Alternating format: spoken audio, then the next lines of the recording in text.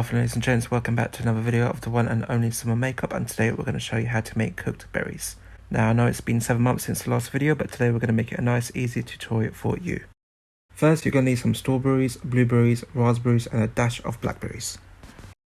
Now just keep it on a nice medium heat and give it a nice little mix, which she is now doing. Go on love, keep on mixing it. There you go, that's a ticket.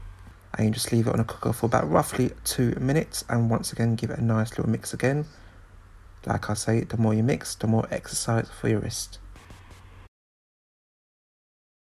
And all you got to do now is let it cook until it looks all nice and bubbly, until it looks like this.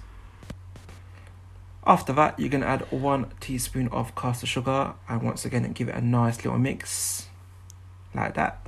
Round and round and round. Come on love, we ain't got all day.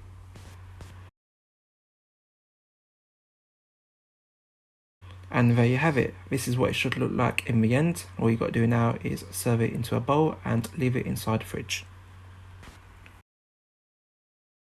Now she's going to show you 3 alternative ways of how you can use this. First one, berries, Greek yogurt, give it a nice little mix and Bob's your uncle. Now the second one is pancakes. What you need is some double cream. It only costs £1.10 from Sainsbury's. Or if you want to save yourself 5p, I suggest you go to Tesco's. And after that, just add a little bit of those cooked berries and there you go. Now for the third and final one, you can add it to a mojito, which looks like this. Now would you look at that, doesn't that just look lush?